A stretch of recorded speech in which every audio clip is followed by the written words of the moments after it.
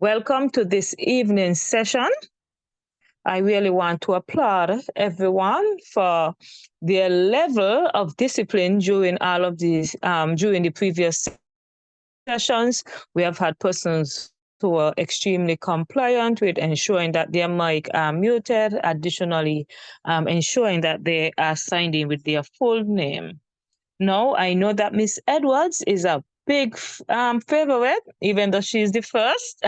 She's a big favorite among you guys, and persons are really looking forward to her presentation. So this evening, with Miss Edwards, we will be having our final session on sustainable agriculture with a focus on water management and irrigation.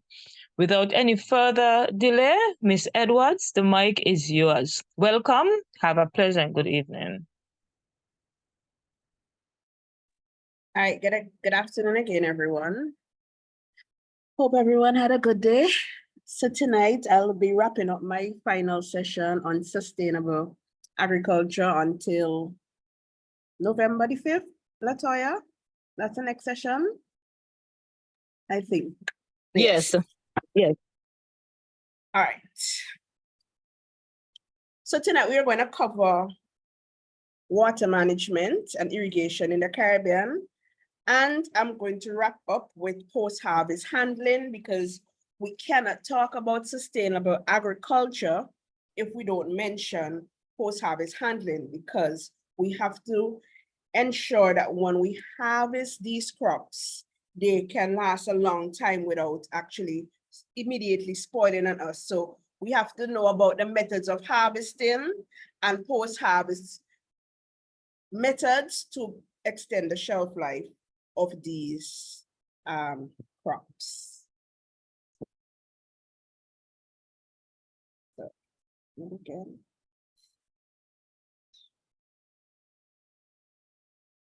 So tonight, at the end of the session, you should understand the importance of water management and irrigation, learn best practices in irrigation within the Caribbean, and explore post-harvest handling techniques for improved crop quality. Right, so I'm just going to get into it, and at the end, you would ask your question. Feel free to put the questions in the chat, and we'll go from there. All right, so when we talk about water management in agriculture, folks always think we're only focused on things like irrigation. But when we talk about water management, we're talking holistically, not only about irrigation, but we are also talking about being able to control the loss of water from soil, so reduce the evaporation rate of water. And in other cases, the removal of excess water from the plant. So we don't want the plant to have excessive amount of water, because it could lead to stunted growth, root rot, fungal disease, and all these sort of things. So in water management in agriculture, it refers to the strategic planning, controlling, and efficient use of water resources to basically optimize crop growth, because you want proper crop growth. You don't want the crop to go through a stressful period where it will be under stressful condition because of lack of water. You can actually lower the yield and those sort of things. And also, you don't want the crop to be in a waterlogged situation, right? Because that can also stunted growth and eventually lower your yield. So in areas where we have extremely waterlogged soil or soil with high clay capacity, what you do is build raised beds, right? And with raised beds, you would have drains, and those excess water would actually run off into the drains, right? So you must focus on different irrigation techniques in terms of, when you talk about planning, different irrigation techniques in terms of what type of irrigation you would do. And irrigation is simple, adding water to the soil, right? Or adding water to the plant, right? What type of irrigation method would you be doing, whether you're going to go in and hand water, simple water, or you're going to be as technological as installing things like irrigation system, right? So when you're going to talk about installing irrigation system, you have a lot of things to take into consideration. And as I said, we'll talk about that a little bit later in the session, right? So it encompasses irrigation techniques, rainwater harvesting, which is very, very important. And I don't think people understand the benefits or the need to harvest rainwater. Well, by now you should, because you have experienced period where you had severe dry conditions and your plant would have died or was in a stressful condition. So rainwater harvesting is very important. So like now, where we have in rain, we should be harvesting this water and store them so that we can use for a later date. And that is actually being sustainable, right? And also looking at things like drainage system and conservation practices. So conservation practice could be simple thing like mulching your soil so that you don't have excessive amount of water loss by evaporation, or you can basically put down things like ground cover, those sort of things, or plant cover crops, right? So your major aim in water management in agriculture is aimed at reducing water, the wastewater. So you don't want to have a high amount of water being wasted, right? Whatever water you're using, it should go directly to that crop and not run off in the gutters or drains or those sort of things, because you need to basically enhance productivity, right? So why water management is crucial in agriculture? There's limited water resources, right?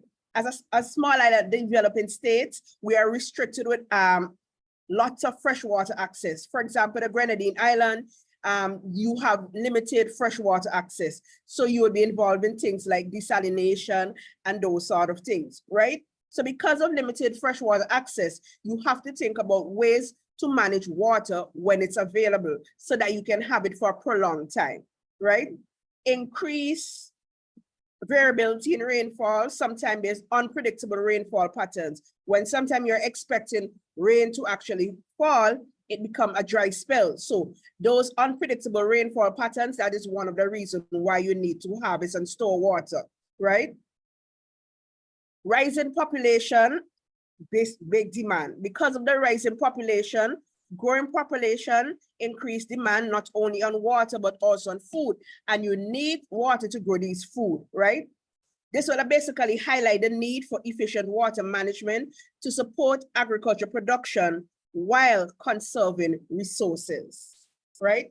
So we know some challenges that we would have with climate change. And I would not stress too much on climate change because you're gonna have a whole session or two on climate change in the Caribbean, right? But we know some of the problems are the challenges that come with climate change. We have drought, increased frequency of drought for a long period of time. And these days, sometimes when you go outside, it's so hot, right? And because it's so hot for you, you have to remember plants are living organisms. Because you're feeling it, they're also affected, right? So it affects things like your crop yield, right? Because look at it, on a hot day, if you're going to garden, you would not do as much work as you would do on a cool day. So it affects your productivity. Same with plants, it will affect their yield, right? It affects livestock production. For example, you would have a cow that's giving you milk. It can reduce the amount of milk that they give the cow. So it reduces all these things that in the end, it would actually threaten food security. So water scarcity during drought emphasizes the need for things like water conservation and improve irrigation technologies. Then in some countries, you have things like flooding. And when you have flooding, you lose a lot of topsoil. It leads to things like soil erosion. And when you lose the topsoil, and if you look, you know the topsoil is high in organic matter. And when you lose the topsoil, you're going to lose the nutrients in the soil. So you're going to have nutrient loss, crop damage, and disruption of the agriculture cycle. Then in some areas along the coast where people are involved in farming, you can have the destruction of mangroves, and then you have where we have the coral reefs are basically destroyed. So then you have saltwater intrusion. So when saltwater intrusion happens because of the rising sea level, and these water come onto your soil, especially the area that you're farming, it increases soil salinity. And when your soil is saline, it actually reduces the yield as well, right? So some benefits of good water management. Sustainable farming practice are one of the benefits. So good water management supports sustainability by preventing over extraction or overuse. So you will do practices like installing drip irrigation, rainwater harvesting, soil moisture conservation. So you will do things like planting ground cover, ensure that you have trees around so you can reduce the intensity of sunlight, thereby reducing transpiration and evaporation, right? So it will cause moisture to remain in that area, so it reduces moisture loss. Some other things like putting on ground cover and actual mulching. These will actually help to prevent water loss. Improve crop yield, things like efficient irrigation systems. So even if you have an irrigation system, it must be efficient in terms of you have to focus on the type of irrigation system that you choose, right? And as I said before, I always promote drip irrigation system because it's one for the reason being, one, the source of water, that is very important, but sometimes your source of water might not be as clean as you want it to be. So you don't want that being dropping on the plants and all those. Let it go directly to the roots of the plant. Also, based on the emitters you choose, you will know the water is going directly to this plant and how much water is getting, how much water that plant is getting on a daily basis, right? So once you improve crop yield with efficient irrigation, it's receiving the right amount of water and prevent overwatering and underwatering, which will basically have a healthier crop and higher yields. Obviously, that would improve both the quality of the plant and the produce when it's harvested, right? Resilience to climate change, effective water management, so that you can help farmers to adapt to climate change. We can have things like our hydroponic system, which use recycled water, so less amount of water is used. You could have your aquaponic system. These are just some examples of climate smart practices or climate smart agriculture technologies, right? Economic savings, efficient water use reduces costs. It minimizes damages from flood water and from water shortage. So once you use less water, you're going to, pay less if you're actually using water from the main source, right? So water source for farming in the Caribbean. One of the major water sources of farming in the Caribbean is basically rain-fed, right? So in the mountainside, you have your install your crop. Oftentimes, there is no water pipe running to those areas. So you depend on rain-fed. But even though you're depending on rain-fed, you have to take into consideration the aspect of climate change where there are dry spells during the year. So you have to think about water harvesting. And oftentimes I'm faced with things like, oh, we don't have any trees. So it's not easy for us to maybe harvest water. But basically all they need is a tarpaulin, and you spread out the tarpaulin, you tie it once it's raised off the ground. Once the water falls there, you channel it into your barrels, into your tank, whatever the case may be. So that's one way of harvesting water. Other way of sources of water in the Caribbean, some islands have things like aquifers, groundwater sources. So they are not, if it's a confined aquifer, you would have to drill into that aquifer so you can actually access the water. Or, well, if it's unconfined, once you dig and you reach the water source, then you would actually dig an area like a pond so that water can fill up so you can use that water. Other sources of water are things like rivers, right? So once your farm is located near to a river, you can install a pump and pump that water onto your farm, right?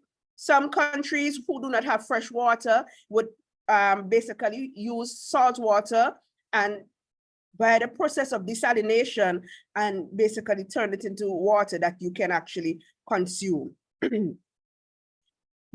Whether you're farming in the hillside or from the main source where you can access water, you should always have water reservoirs. You should always have tanks and storage area for water. It's always best to use rainwater because it reduces your cost of productivity, right? So access to these sort of things like tanks and barrels where you can basically store your water, especially to use during dry period, right? So Some challenges in water management. Yes, we know them already. We have drought, water access issues in remote area. If you're living in a rural area with limited infrastructure, making access to water very difficult, especially during dry period. Poor infrastructure or limited irrigation system or limited knowledge of how to establish or install an irrigation system, not knowing what type to use, where to get the equipment or the fittings for irrigation system. I could have said last year, if I did a session like this, I would say things like access to the drip lines and what's not. You'll have to go on Amazon, but no, they're available right here in St. Vincent. I mean, OSV and many other places are now carrying irrigation drip lines and the other parts to go with them. So you can basically reach out to OSV, ask them to come visit your farm, reach out to the Ministry of Agriculture and ask them to give you some direction on setting up irrigation system for your farm. Or if you're like me, you basically, well, I would have seen it done before, so it's easy for me to actually implement it, right? Also, you know, you have the impact of climate change, extreme weather events, and we have rising sea level, contamination of fresh water sources, and the problems continue. So, right, we already know these are some of our challenges. So, some best practices for water conservation. As I mentioned, while we were covering on the soil health, one of our best practices is mulching. Mulching is basically covering the soil with either organic organic materials, so newspaper, cardboard, wood chip, leaf clippings, your lawn clippings, those sort of things, right? You can mulch your soil with them. So not oftentimes when I explain to people about mulching, and you'll see in the video, some people sometimes just take the lawn clippings and just sprinkle it over the soil. No, you need to put a good layer, right? So you can cover the soil, so you can actually conserve moisture and also suppress weed, right? You can do mulching, you can do soil covers such as things like the ground the plastic or the agri-fabric, right? So you will see both in this video that I'm going to show in a while. Then you must be involved in things like rainwater harvesting. As I was saying before, I actually going to start a rainwater harvesting project at the college. So when it's up and running, because right now the guy is drawing the layout. So when it's up and running, you'll be able to come in and be part of the training as it relates to rainwater harvesting, right?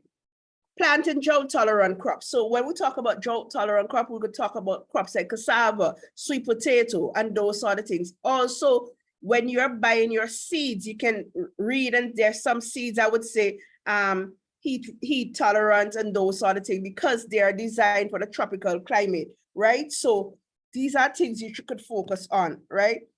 Soil health for water retention. And as we talked about last session, once you add organic matter to your soil, it helps to retain the moisture in the soil. So you're talking about your animal dung, your compost, all these things. When you add them to the soil, it helps the soil to retain moisture. So let me play this video, short video. So in the video, as I said, you would see both soil cover, which is agri-fabric. I normally don't use a plastic. I use a breathable fabric. And you would see areas that are mulch.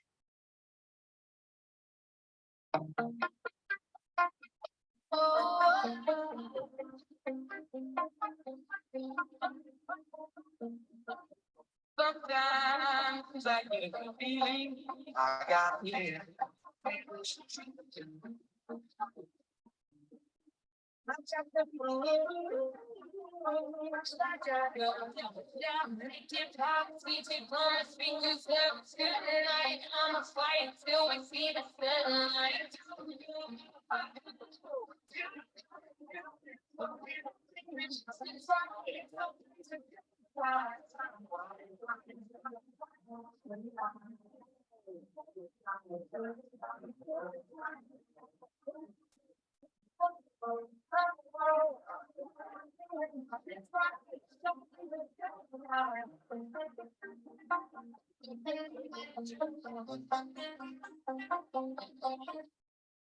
All right, so you'll also see where we had some area with drought tolerant crops. So we had in the back, we had things like sweet potato, we're now planting them, and also some sweet cassava, right? Common types of irrigation system. We have the drip irrigation system, which delivers the water directly to the root, minimizing waste. This is ideal for small scale farms and precise water management. There is sprinklers, which distribute water like a rainfall over the plant, suitable for large areas, and there are also misters.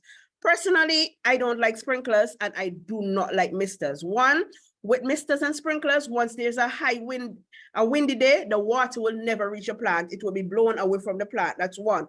Two, it's easy for your plant to get fungal disease because all this moisture being left on the leaf. And if it's in a greenhouse where you have high humidity, you know you're going to end up getting things like fungal diseases. So I personally only promote drip irrigation system. One, it's easy to install, it's easy to set up, and that's basically sustainable in terms of it minimize the amount of water, and you can know based on the emitters that you choose how much gallons of water go to a plant within an hour. Right, so I'm just going to show you these two videos. In these two videos, you would see irrigation lines run at the cottage. We have drip irrigation system. We have a small sprinkler irrigation system, but I don't think I have any videos here. That is basically in the nursery if I am going to do seedlings and where the ornamentals are located, right? I'm grateful for the stars. Make me appreciate this. Make me appreciate it. I'm grateful for everything. I'm thankful for my stars. They only make my heart.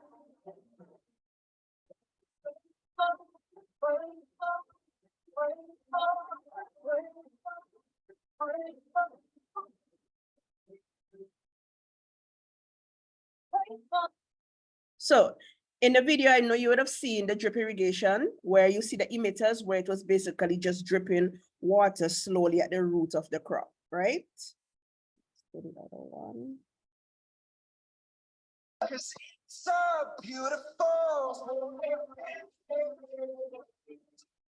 Sun on my face, don't get away to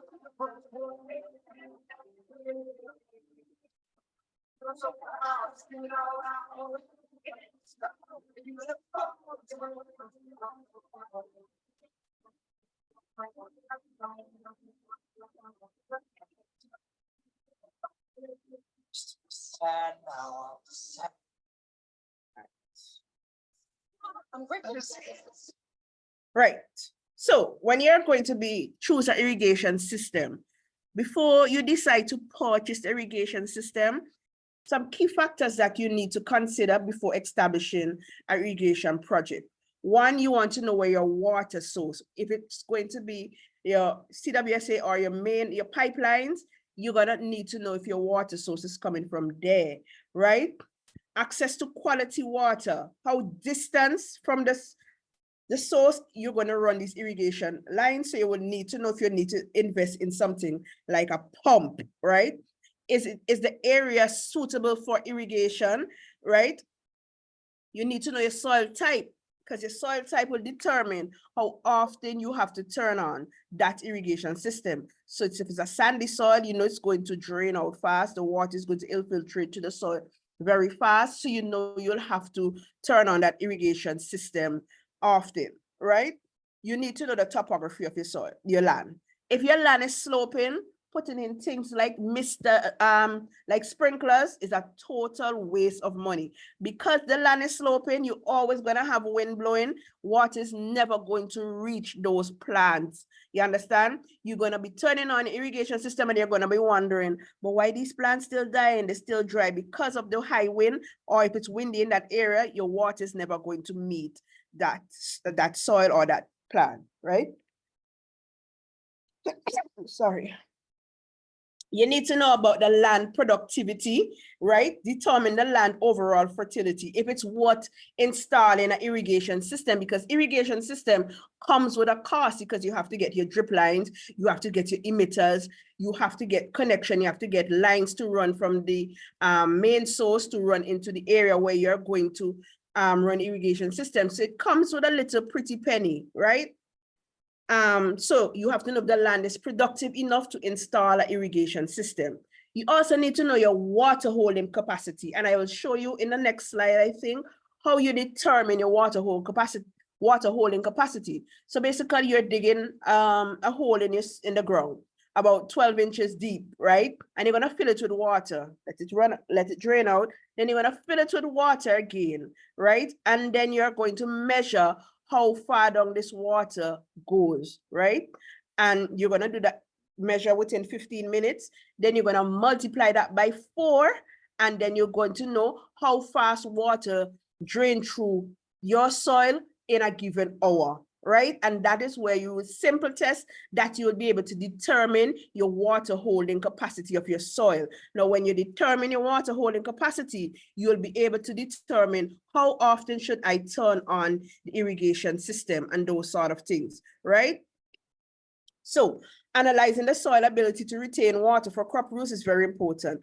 Also, you can check your salinity level. Checking your salinity level, you can use an EC meter, right? I was looking to see where mine is located. So you can take some soil, add it to some water, then you filter it off, and then you can use your EC meter and you can check to know the level of salt in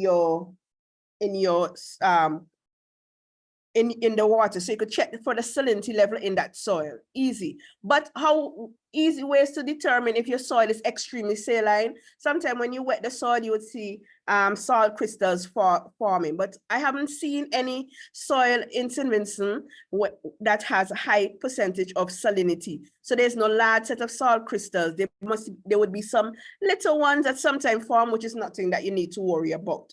Then you need to know about your proposed crops. Consider the water need for that crop, how much water that crop will need from seedling to harvesting, right? If you have access to that enough water to give to that crop, if you're willing to utilize that amount of water. Now, even though you're using an irrigation system, and you would see in my videos, you can still install things like, you can still install ground covers to help keep the moisture. You can also mulch your crops to actually keep those moisture. So there are simple soil moisture meters that you can use, stick into the soil, and that would help you to determine the moisture level of your soil, so you would know if you need to turn on. Now you can leave these things in your, well, there are some that you can leave in your field, especially if you are in a greenhouse and those sort of things, so you can actually read the soil moisture content, so you would know if you need to turn on, if you don't need to turn off your irrigation system. Also, the last part, your drainage rate. You cannot be adding water to the soil and not having the excess runoff. Let's say, for example, one day you turn on your irrigation system. Yes, it may be one of those that has a timer, so the timer will turn off in an hour, but then it malfunction and you're not there and the water continuously running. Now, if you don't have a drainage system for the excess to run off, by the time you get home, that may that area may be flooded. Your crops may be washed into the other bed next door, into the drain. So having a drainage system for excessive removal of water from your crop is very important. And in the little picture that I have below here, you would see there's a drip line, irrigation line, and that was before we install our ground covers. And if you notice on the side, there are drains. Right, so this is how to test to see if your soil is well draining. So you dig a hole, roughly 12 inches deep, right? A square hole, fill it with water. Once that water drain out, fill it again, right? And this time you're sticking a ruler in the hole to measure how deep the water basically is. So after 15 minutes, you check the depth, meaning how much water run out, right? How much water percolate through the soil. So after 15 minutes, you check using the ruler. It's ideal if you use a wooden ruler, it would basically easy to see the mark easy, right? and you multiply the difference by 4, and you will get to know how fast water drains through that soil within an hour, right? If it is between 1 to 6 inches per hour, draining of this means your soil is well drained. If it's less than 1 inch per hour, it means that your soil is easily waterlogged. It takes a longer time for it to basically drain out. But if it's lower than 6 inch within an hour, it's a soil that dries out really, really fast. So that soil could be basically high in, could be a sandy soil. Sorry, I went back. Right? So simple irrigation system. An irrigation system include the following components. An intake structure, meaning a main pumping station where the water is basically being drawn from. It could be a river, it could be your tank in your black water tank, those sort of things, simple like that. Your conveyance system, right, which transport the water from intake to the fields. So you're basically talking about your drip lines, right? Your distribution system, deliver the water to different parts of the field using secondary channels, your sprinklers, your emitters, all these sort of things, right? Your field application system, this method is by which the water is applied, whether it's drip irrigation system, whether it's a mister, or whether it's a sprinkler. And then, as I said before, even if you're adding water to your soil, you need a drainage system. And this drainage system will remove any sort of excess water from the field, preventing water logging and maintain optimum soil conditions, right? So here's some examples. So when I was installing drip line in my yard, which I no longer have because my pineapple is of a larger size, that's because I only did that because I were using tissue culture pineapple. So they were really, really small. And it was, I know I didn't need to do that because pineapple is something that needed, that can stand, you know, basic heat and those sort of things. But I wanted the experience of running my own irrigation. So this is what you need. You need your blank distribution tube, 1/2 inch, right? Blank distribution tube, right? You can put a pressure regulator on the main pipe so that the water doesn't come out in a force. So it basically runs through so slowly, so you don't have incidents of your pipe being bust or creating leaks or those sort of things. And what I use is these black drippers or emitters, right? So I bought a blank distribution tube, so it has no hole. So I was able to install emitters based on the spacing that I desire for my pineapple. So at the root of each crop had an emitter, right? So these are the ideal emitters. These are hard to get clogged. These up here, oh my God. Those in your left-hand corner, well, my left-hand corner, these are also emitters, and these are some emitters that we have at the college, and a lot of people buy them. I personally would not support or encourage folks to buy them because, one, you can easily lose the head. They're easy to clog, and when they're clogged, you have to take them off, clean them, so it becomes a little bit, you know, tedious. So I like these other set below here. These come in different sizes, so you can buy 1/2 GPH, meaning each plant would get 1/2 gallon of water per hour, or 1 GPH, which is 1 gallon per hour, 2 GPH, which is 2 gallon of water per hour, right? So these are the emitters that I have, and these are what I normally suggest to individuals to purchase, right? So let me show you 2 small videos. I think these videos are installation of irrigation system with students and also installation of soil covers.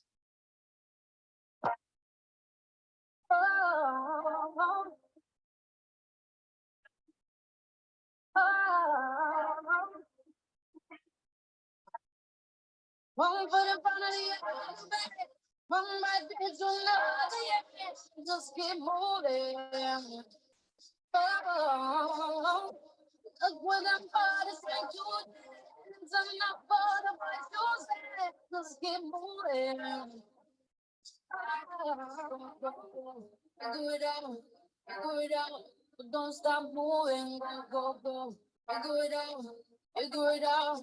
You can do it.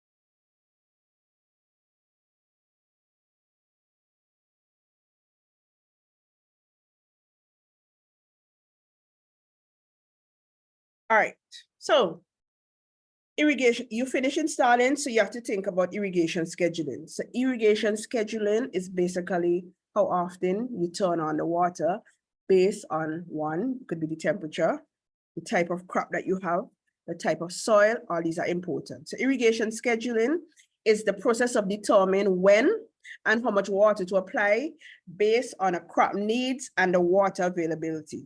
So key factors you should include are one, you already know, the crop type, because it's not a one size fits all. Different crop have different water requirements, right? So it's ideal if you have different beds and you are running an irrigation system, you should have different timers on each of them. So you know this timer might come on for 2 hours or every 2 hours, or this timer might come on for 1 hour every 6 hours or something along that line. So you have manual timers and you also have digital timers. So with the digital timers, you can connect it to your phone. It will give you, it's a bit more high tech than the manual timers. It would tell you, okay, this is the temperature is getting high, it's time to turn on the water. So you would use your phone and say, you know, turn on water, press the button indicating that the water should be turned on. So there are many different types of ways that you have. There's also things like hygrometers that you can hang in your greenhouse or around the area, so you can determine the different temperature at a certain time of the day. Students could record this, you record it, and you will realize, okay, you see when it's 11 o'clock, that's the ideal time to turn on the water so the soil could remain nice and cool, so that when the sun is extremely hot, it would not create a stressful condition on the plant, right?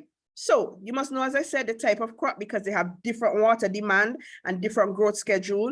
We talk about knowing the type of soil. The type of soil is very important, so you can know the water holding capacity. This will determine how often you turn on your irrigation system, how often you irrigate the plant, right? And what demand of water that plant would need, right? Your crop root depth depends on how deep the crop would actually go. It will determine how much water you need to give these. Shallow rooted crop tend to need a lot of water because they're easy to dry out, and shallow rooted crop are oftentimes leafy version, and they tend not to do well without water, right?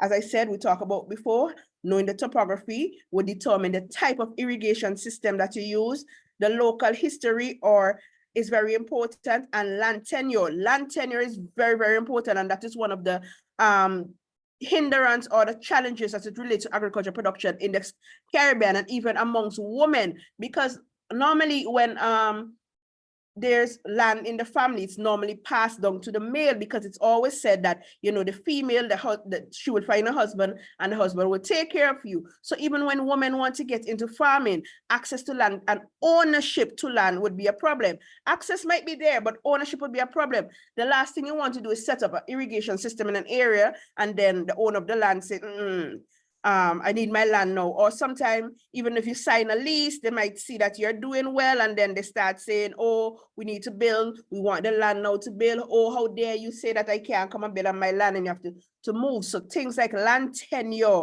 is very, very important, because as I said before, you don't want to install 3 and 2 acres or even an acre of irrigation system, not even that big, an area with irrigation system, and then you have to move because of the ownership of the land is not yours. So you cannot do any sort of long-term sort of farming, right? Water source, availability of quality water, very, very important, because you can run into a situation where you have water that is not clean, and it end up blocking things like the emitters, blocking the drip line, and then it creates a bit more problem, right? Knowing your weather data is very important. I mean, I often go, and I think it's St. Kitts page, and I would actually see the post, the weather data, and another agriculture page would see the post the weather data. Here in St. Vincent, you hardly see the weather data being posted, knowing like how much rainfall today or whatever the case along that line. What we can do is put in our field a simple rain gauge. So you would actually use a rain gauge, and you will be able to measure your waterfall and all these sort of things. That is very important if you're going to be irrigating your field in irrigation in an open field. So knowing your weather data is very important. Installing things like outdoor thermometer or even if you're in our greenhouse, you can install hygrometers and those sort of things. I would post some pictures, my hygrometers, I have a couple package in the kitchen. So you normally hang them up in the greenhouse, and then you're able to monitor the humidity as well as the heat intensity within that greenhouse. So you can determine how much water to add. And the importance of scheduling is proper irrigation. Scheduling helps to conserve water, prevent over irrigation, and reduce the risk of crop basically wilting. Because when they wilt, you put them under stress and you don't get proper yield, right? So these are two examples of irrigation timers. So in my left-hand side, you have the manual one, the one that you normally turn on, off, set the time, set the clock, what time you want it to come on, how long you want it to run for. And then you have the nice, lovely one that can actually tell you the temperature, when it's time to start the timer, and you can put in the day, the time. You can control all of this just from the comfort of your phone. Hence the reason I tell youths, agriculture is not what you look at it as long ago. You can have your field set up and you can stay in the comfort of your phone, on your home, or even another island, and turn on your irrigation, check your crop. And especially if you have things like cameras in your greenhouse, you can actually see what is going on and these sort of things. So as I said, agriculture is not just going to the land with cutlass and hoe. There are many modern technologies that we can get involved in. Just as I mentioned, Mr. Stacky, just imagine you are a career-driven woman, you come home, you ensure that your plants are okay, and in your backyard right there, or even on your porch, you can grow 60, 70, 100 and something plants and be able to actually earn additional side income.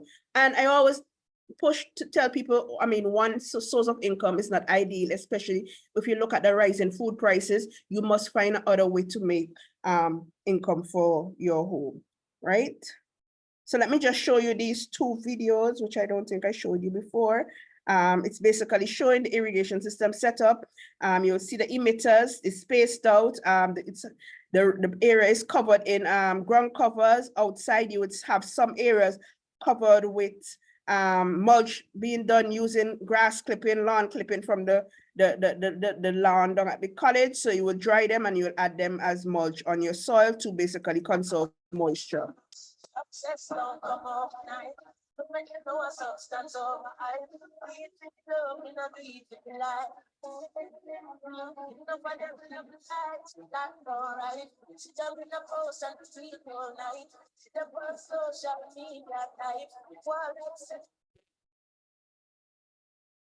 It's so beautiful. Some of my face, beautiful.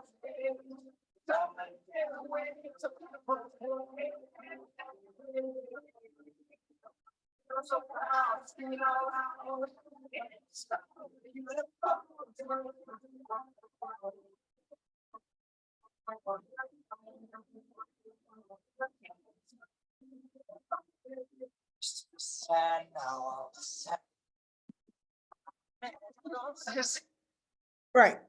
So that is it as it relates to irrigation. In a while, I would stop and take 5 minutes break for questions. But before we get into post-harvest technology, you must understand that pre-harvest factors. Watch it. Naomi, chill.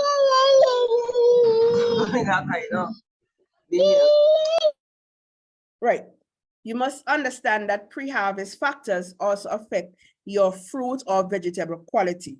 So I'm just going to tell you about some pre-harvest factors, and pre-harvest mean what you take into consideration when you're going to establish your crop. So you look about the genetic factors, meaning the variety of crop that you choose to plant that will determine your output, right? Your mineral nutrition, meaning in terms of adding organic matter, adding fertilizer and all these things to the soil, very important. Your plant density, too close of a spacing could lead to fight for things like air, sunlight, nutrition, or it could even lead to things like fungal disease because it's too close, there is no sort of ventilation, right? You must take into consideration your environment and climatic factors in terms of rainfall, humidity, and the temperature, intensity of sunlight, and also wind movement. That is very important. Pruning and thinning is very, very important if you want to reduce things like fungal disease, especially fungal disease in things like mango, anthracnose. Sometimes you go and you buy mangoes and then you realize the mangoes, when they're ripened, they have these black spots, and those black spots have some sunken areas, right? That is basically anthracnose. It's a fungal disease. You can basically reduce that by pruning your trees, thinning it out so that air movement can pass through, or spraying it with a fungicide so that you can prevent these sort of things, right? Your irrigation is very important, adding water to your crops so that it does not encounter stress levels. It doesn't go into stress levels. Using things like organic matter also, you know, as we mentioned before, that increases your soil health. So soil health is very important. Once you have a healthy soil, you will have very good productivity. Knowing about the maturity stage of the crop when it's time to harvest is very important, because if you leave it to become overgrown, it can become very fibrous, it can become jellified, it can be, you may not be able to enjoy the crop, the produce as the way that you're supposed to, as well as if you harvest it before it's time, it may lead to problems, right? So you could have problems of immature ripening, so it start rotting, especially when the season of avocado is in and mango is in, and these people want to pick them before the time so they can start fetching $1 before the crop is actually at its full maturity index, right? Time of harvesting is very important. Not only that, you should harvest early in the morning. You try to keep these crop away from heat, because once you reduce the field heat, you also reduce the respiration rate. And when you reduce the respiration rate, you extend the shelf life of the crop. So take these post-harvest factors into consideration when you're going to establish your plot and those, or you're going to plant fruit trees, right? Now, getting into a bit of post-harvest technology, understanding your crop is very important. You need to know if you're growing fruit, you need to, or vegetables, you need to know the difference between climateric crops and non-climateric crops, right? And the difference between them is basically the production of ethylene. And as you know, ethylene is a ripening gas, right? It is produced natural, right? And this is what is normally used to wash banana to basically help to get that nice uniform yellow, right? So climateric fruits, these are fruit that when you harvest them from the plant, they can continue ripening. So if you pick a mango, when it's young, it will actually ripen. But if you harvest a passion fruit and it's young, it doesn't ripen, it's senescent, it rot, you understand? It doesn't increase in sugar content, it doesn't change its color to get yellow and nice, and the pulp inside become, you know, increase the total soluble solids, right? It eventually, it will just begin to rot on you. Same thing with things like watermelon and some citrus. Once you pick them young, they don't ripen, they basically senescent or basically rot. Pineapples as well. So knowing the difference between a climateric fruit and a non-climateric fruit is important in your maturity index, because then you will know the ideal time to harvest your crop so that you can get optimum quality out of it. So things like mangoes, papaya, breadfruit, the bananas, these are climateric. So if you harvest them, they will eventually ripen on top of you. So the sugar content is increased, the total soluble solids is increased, and it removes some becoming starch, the starch content decrease as it becomes, you know, more sugar. And then eventually when it starts getting overripe, it become gel-like looking. And you will notice when you're eating a banana, and even when you're eating an overripe mango and those sort of things, the starch content decreases as it become ripened. So know the difference between climateric and non-climateric crops, right? So, as I mentioned before, in climateric crops, you have an increase in ethylene production. And ethylene production is a ripening gas that would help them to ripen and look basically nice. Whereas in non-climateric crop, the ethylene, there's no increase in ethylene production, right? Also in climateric crop, there's an increase in the respiration rate. So the respiration rate, sometimes you have them in a bag and you see the sweating. These are respiration occurring. So when you have certain crops in a bag, it's not ideal and they eventually get ripen faster. So sometimes I go at certain supermarket and I'm seeing things like banana in bags. Yes, they punch 2 little holes, but banana in bags, planting in bags, I'll just be holding my head and say, oh Lord, these people not learning and they're seeing that they're getting dark and they're still putting them there and those sort of things. But then you go to other supermarket and you see that they're out, they're in boxes spread out. And not only that, the supermarket is air conditioned, but just across, it's always across from the refrigerated section. So you're trying to keep it cool so you can lower the respiration rate so you can extend the shelf life of these crops, right? So harvesting. Everybody know what is harvesting? It's a process of basically separating the fruit or the crop from the plant, right? And I have a problem with harvesting, hence the reason why I was not going to end this session on sustainable without talking about post-harvest, because post-harvest is very, very important. And I want to applaud those Vincentians who collected a voucher, and I look and I see a lot of people was collecting harvesting crate, and I must commend you for that, because harvesting crate is very important, very, very important. Harvesting your crop and throwing it in a bag, problems. Bruising, respiration occurring because it's heat, no. Throwing it in a bucket, no again. Bruising, squeezing, problems. But if you notice the harvesting crate allow for ease of air pass through, ventilation. Even if you're going to, you cannot clean that at the same time, you can take that, dip it in water, take it out to remove the field heat, because the first step in post-harvest technology is ensuring that the field heat is removed from your crop. Before you even get to removal of the field heat, harvesting. Harvesting, the method of harvesting. Oftentimes when you're harvesting your things like your tomatoes and your pepper, you go in the field, you pull, pull, pull, pull. Then you complain, and this is when you ring me up, oh, the tree start drying up. Yeah, it will dry up. You kill it. You went to the field and just pluck, pluck, pluck, pluck, right? So when you do that, one, because the area where the plant detach from the fruit detached from the plant is rough. It doesn't heal as it should.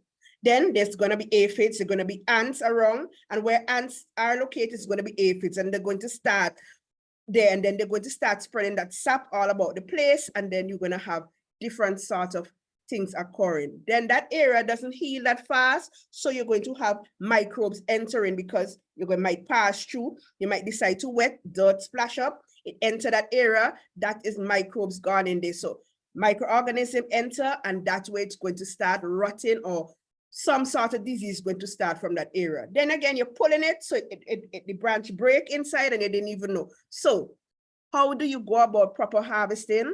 Once you're harvesting, and especially if you are growing your nice beefsteak tomato and your heat master nice tomatoes and your cherry tomato, you need to have a gloves, number one.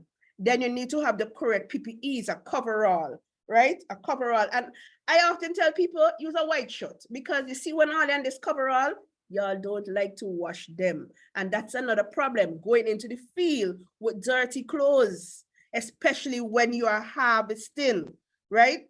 So white shirt, because one, it's easy to sanitize, it's easy to disinfect. You put it in some bleach, you know it's clean, you're going back into the field to do whatever you have to do, right? So I have a gloves, so you hold the fruit, and then you have a secateurs. A secateurs are what you would call a snips, and you detach it. Yes, it's going to take time, but you should not be pulling it from the plant so it can look like the picture in number 2. Because when that occur, in that area, that is where, when respiration occur, most of the water loss is going to happen. And then the fruit is going to start becoming flaccid.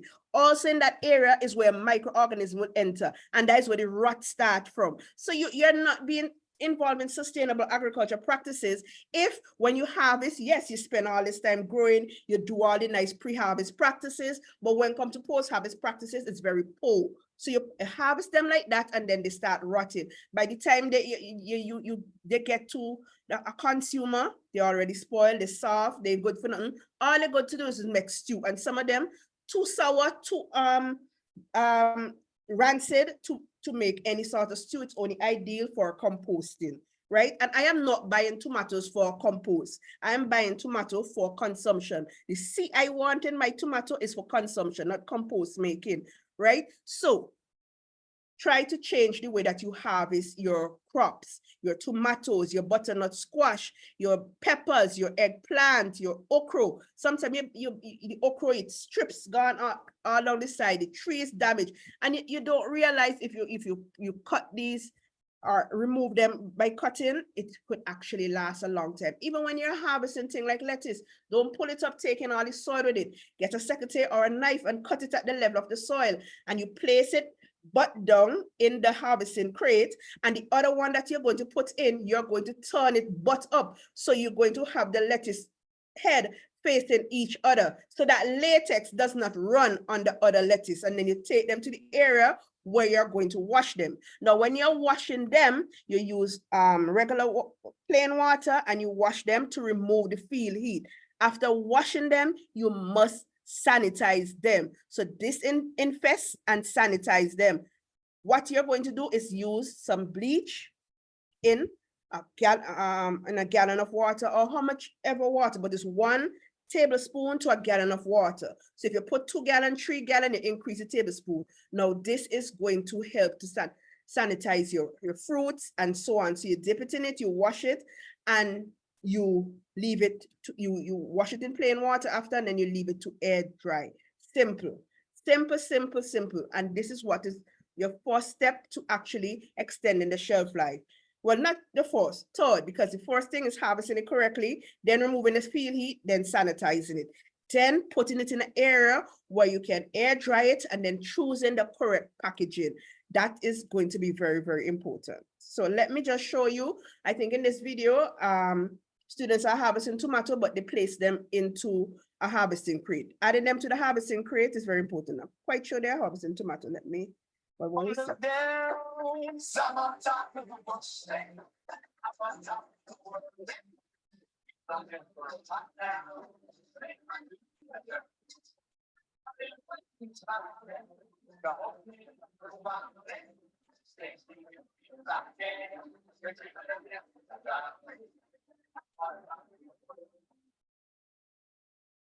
I'm trying to cut these corners and try to take the easy way out. So don't cut any corners, don't take the easy way, because if we're talking sustainability, we must be able to extend the shelf life of our fresh produce so that if we harvest tomato today, 2 or 3 days later, it's not going to spoil, or by the time it gets to consumer, it's of no use to them. So it comes as a loss, and we have to think about things like that. What you don't like for yourself, do not give for others. So do it the proper way. Right? So I'll take a 5 minutes break here because I also need to drink some water. Latoya, you can put on the timer for 5 minutes, and I'm going to take some questions, but it should not go beyond the 5 minutes break.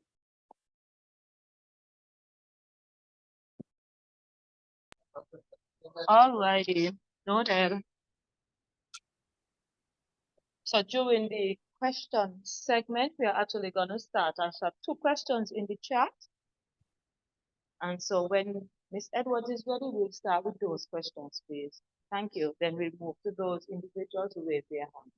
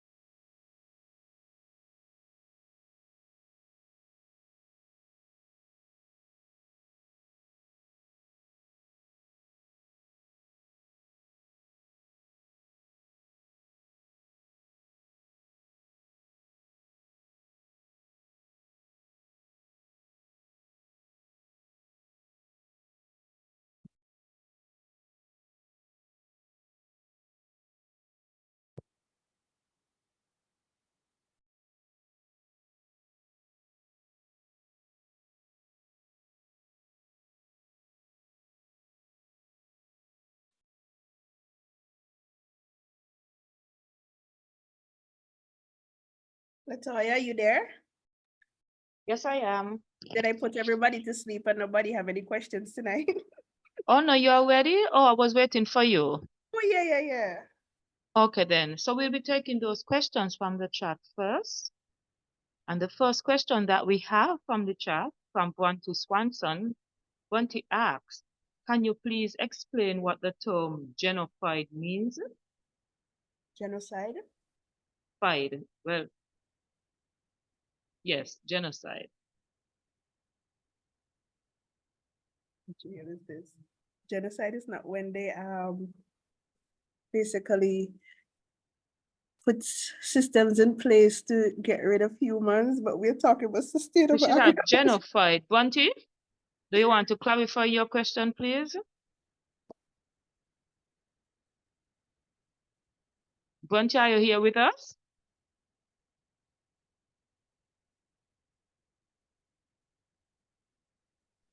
Hi, good evening. Yes, I'm here. I think the term that I heard was genocide. I think you were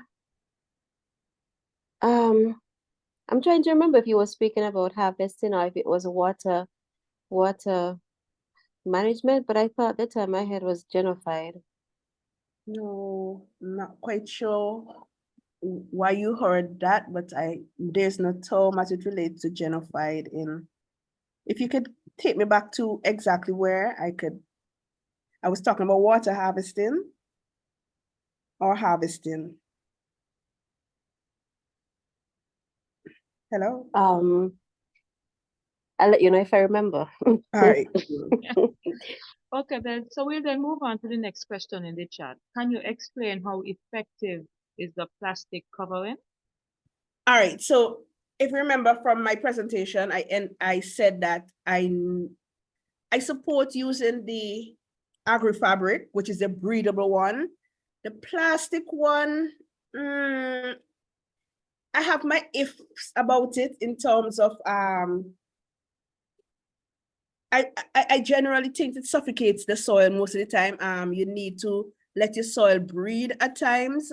I've known people who use it and complain after few years. So I don't really promote that, but I always promote using the agri-fabric. One, it's a bit more costly, right? The plastic one is cheaper, but it lasts for a shorter period of time.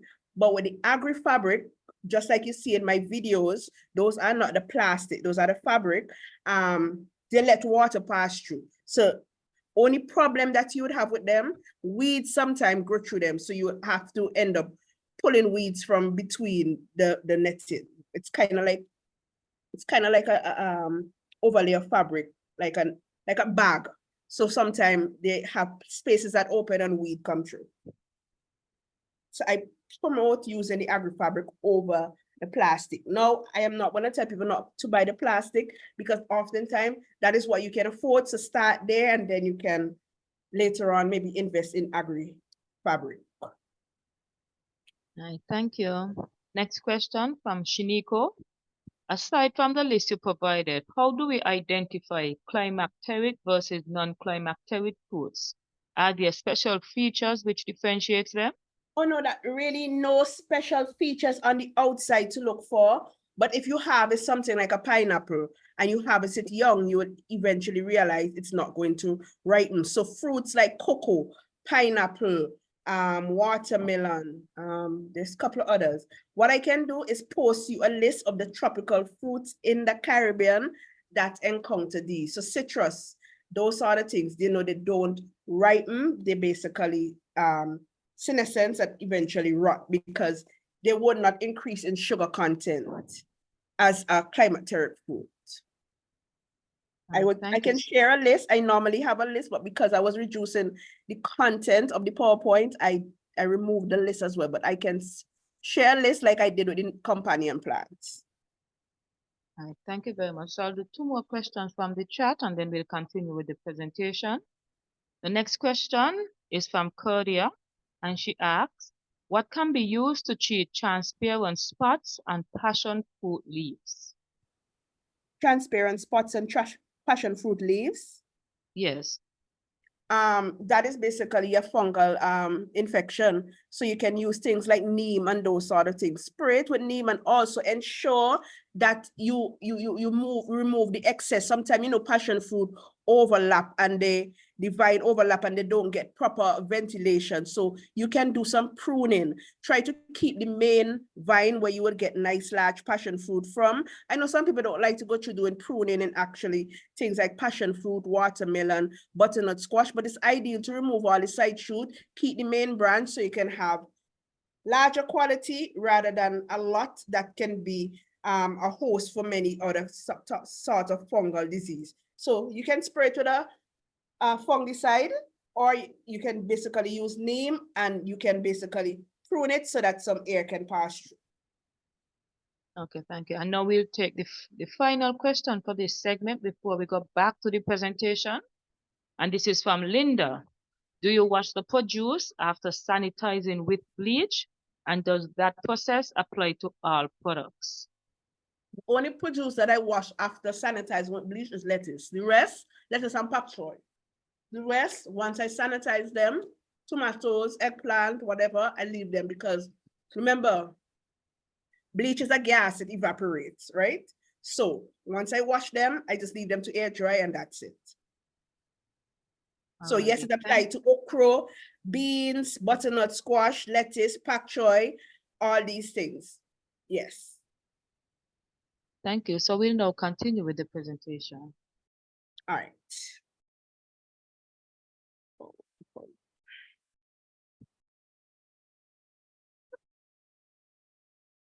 So continue with harvesting.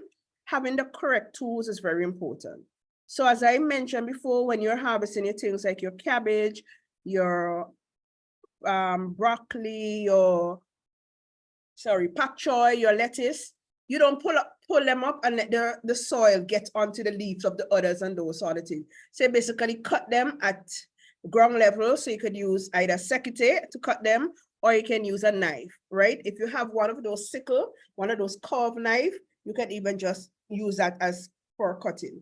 When you're harvesting things like your tomatoes and so on, you use a secateur or what you know them as a snips, and you cut them so that area that you cut will heal. So if it's dull, don't cut and ring because it's still causing damage. So just make a sharp cut and you just leave it at that. Now, when you have tall trees and you're using pickers for things like avocado and your breadfruit, you know, you have your fruit, sorry, let me go back. Fruit picker baskets. And you know, most plant shop carry these fruit picker basket now, right? And you know, long ago, growing up, you get your bamboo and you get your wire and you get your sack and you make your picker for your things like your breadfruit and those sort of things, because it's not ideal to let these things drop and hit the ground because they basically get damaged, right? So these are just some examples of tools. So as we mentioned before, harvesting is the process of collecting or removing mature crops from the plant for basically consumption or sale. So proper harvesting techniques is very important. Frequent harvesting also increases yield because when you leave the fruit or the crop on the plant for a long period of time, it reduces the yield over a period of time. Having the correct tools is very important, and have the use of special techniques for hard to reach tree, like mangoes and avocado, you use your pickers, right? So in the first pictures, you have your tomato and you use a secateur. Then you put them into a harvesting crate, not a crocus bag, not a flour sack, not a fertilizer sack, not a bucket, not an old bowl, into a harvesting crate. So whether you're harvesting tomatoes, eggplant, whatever the case may be, or you're harvesting things like sweet potato, the same procedures is the same. And the next thing that you do after harvesting is try to get them to a cool place so that you can remove the field heat. The best thing to do is to wash them so you can remove the field heat. Once the heat remain in that crop, respiration rate will be high and it will start moving closer to rotting rather than extending. But removing the field heat, keeping it cool, prolongs the shelf life of these crops, right?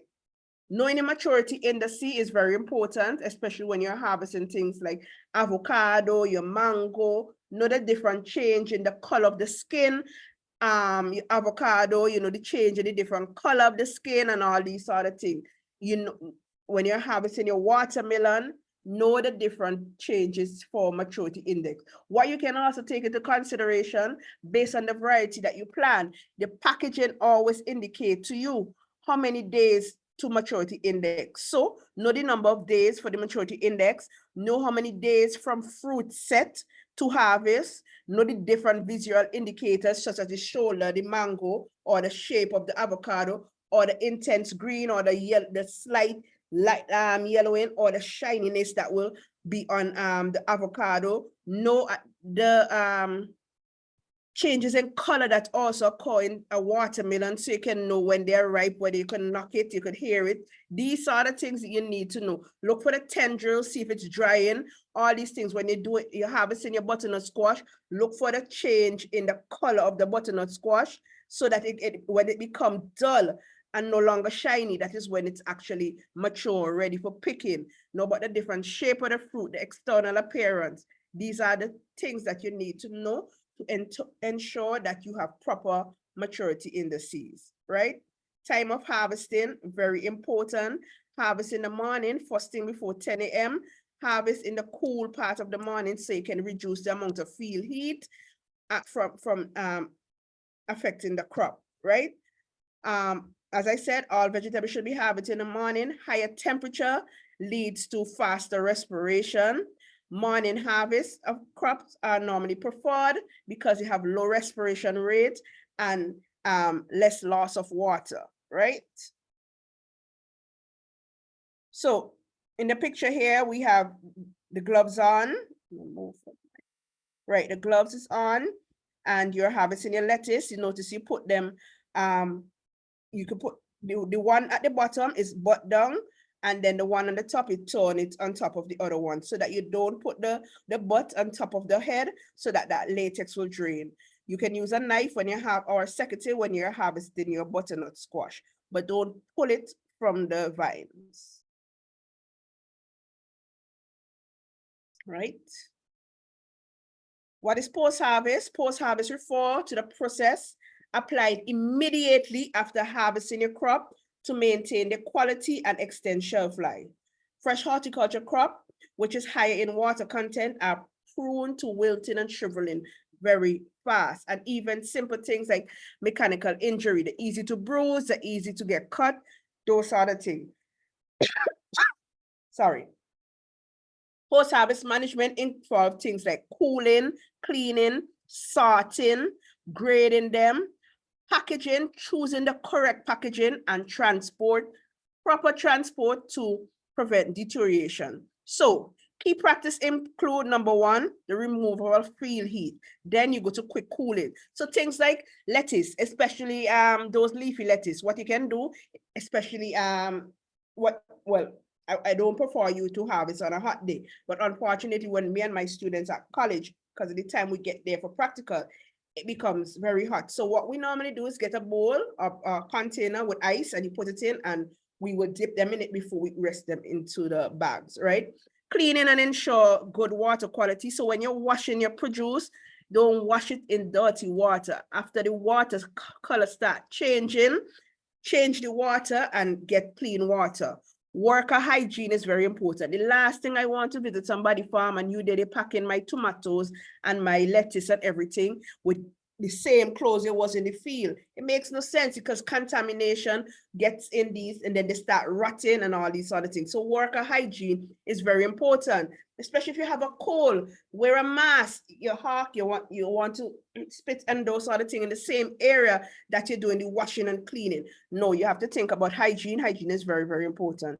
Sorting and proper packaging, very important. And I'll show you further on why sorting is important and proper packaging, because based on the package you choose can actually be detrimental or beneficial for whatever produce that you're packaging, right? Refrigerated storage. I think by now we have started to install cold storage facilities at different areas across St. Vincent for farmers to store their produce. So we are moving in a good direction. This is very important because Storage is very, very important, especially if we want to extend the shelf life of crop.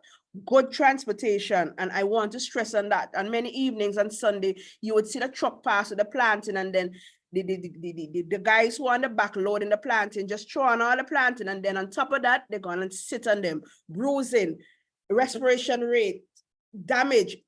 By the time those planting get to you, part of the planting not good. All sort of things occurring. So proper transportation is very important, right? So some causes of post-harvest losses, right? And I mentioned some before, and I'm just going to run through these: immature and premature or over mature harvest, quality post-harvest practices, poor sorting and grading practices. Those sort and grade, they put everything.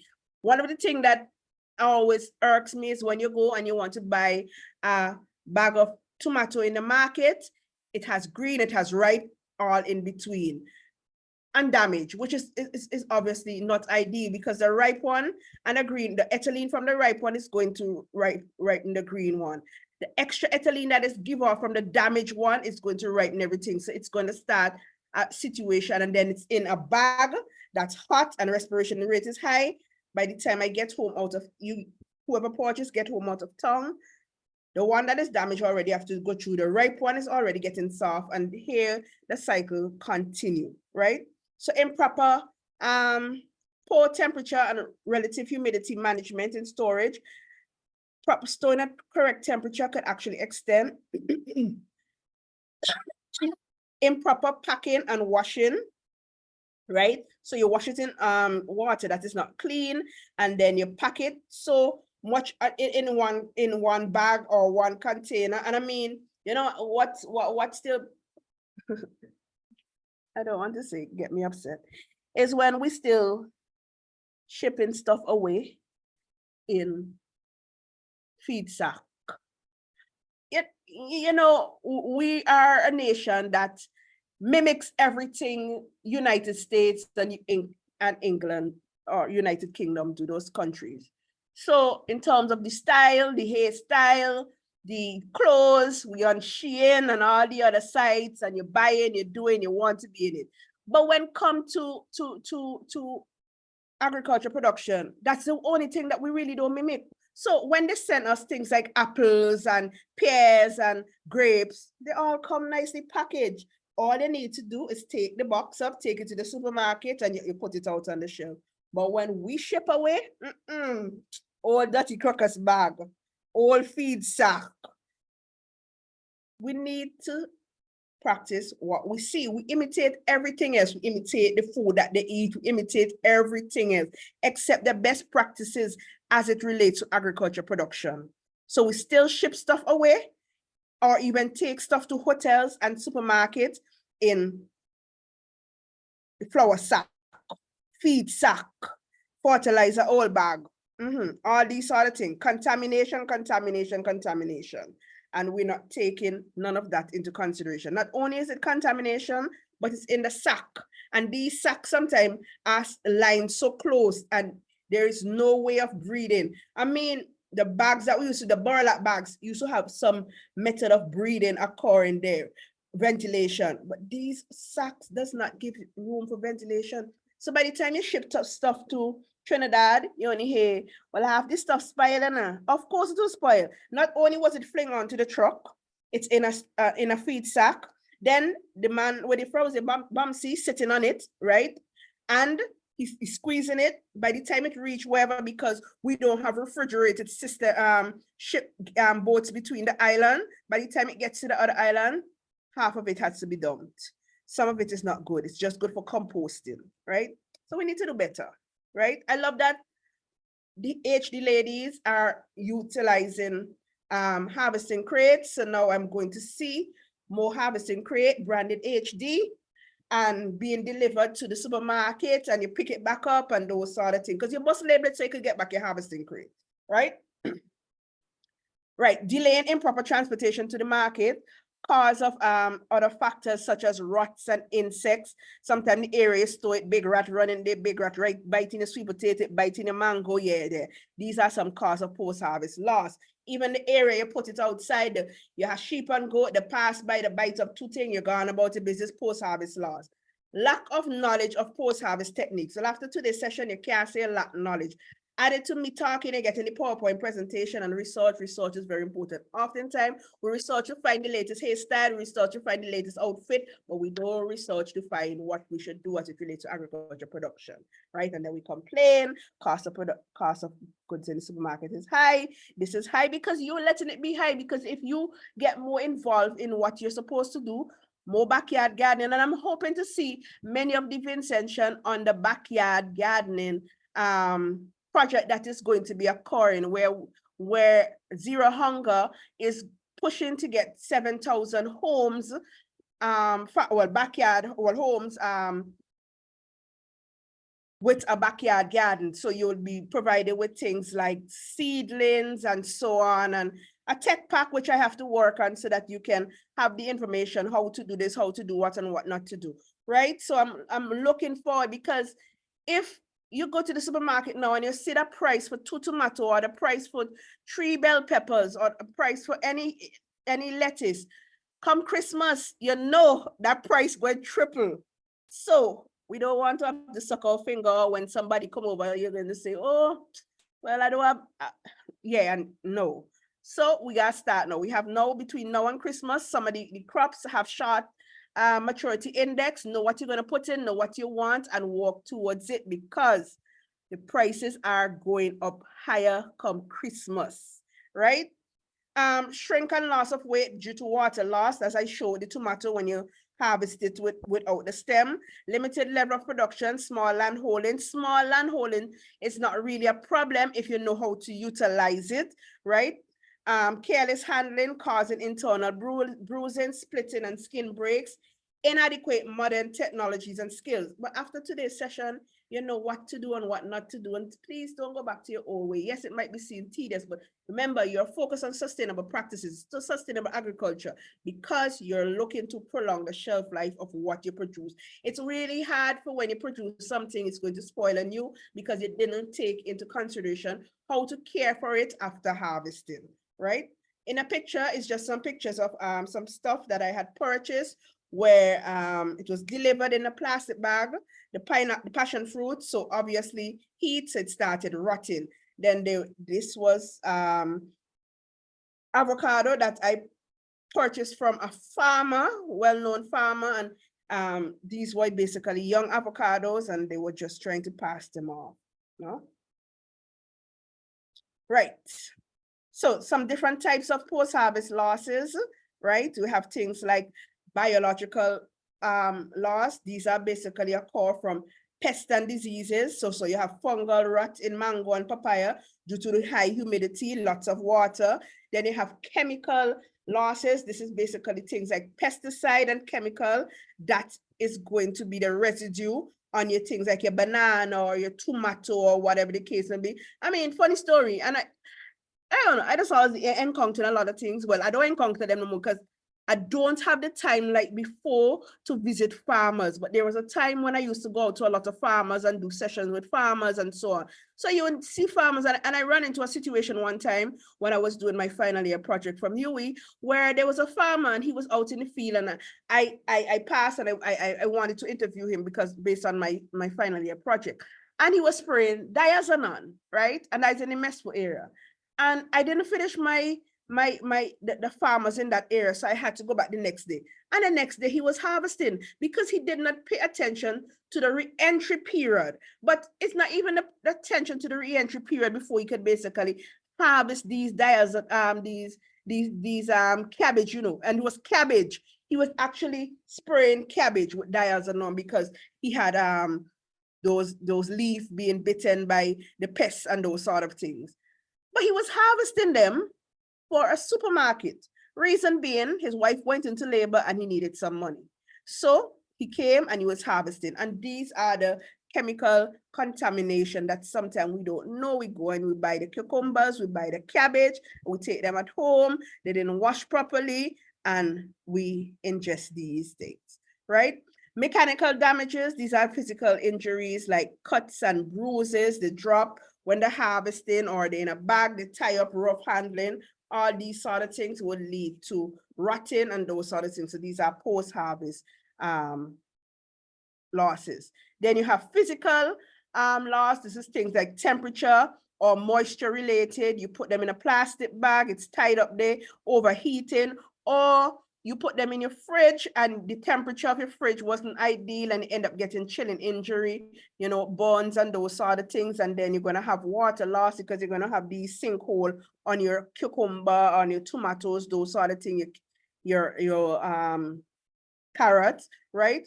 And you could have physiological damages, which is because this is caused by respiration or transpiration or even growth, sprouting of a sweet potato, sprouting of a yam, or breadfruit ripening too quickly because it's not being stored properly.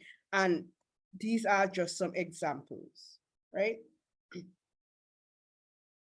Right, so key in post-harvest loss, post-harvest handling, the key stages, harvesting techniques, have proper timing and proper method to ensure your crop quality ensure good crop quality and reduce damage.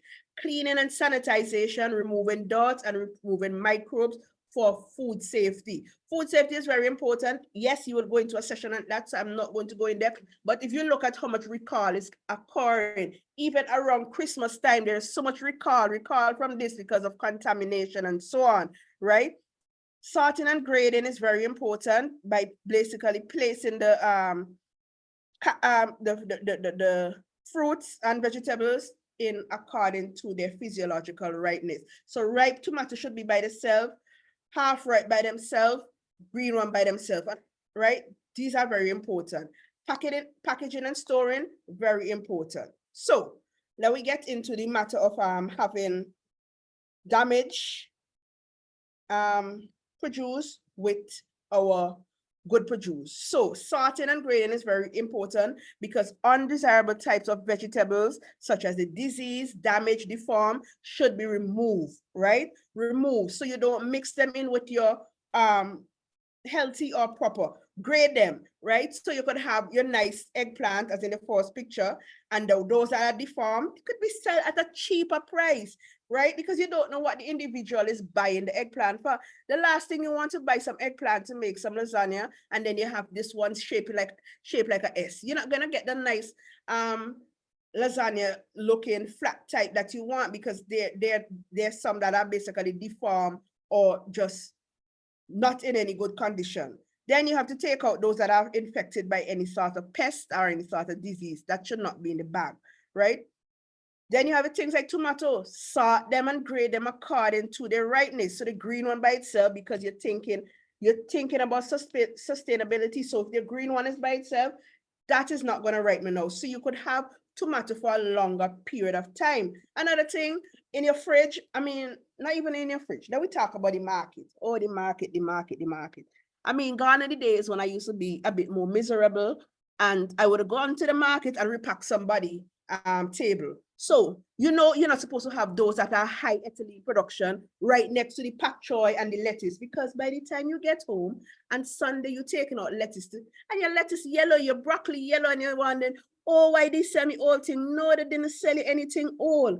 The ethylene gas from the tomatoes will actually start the removal of chlorophyll from your lettuce, from your pak choy, from your broccoli. So it's going to be yellow. So it's going to look like it's old. Obviously, it's going to taste a bit bitter and those sort of things.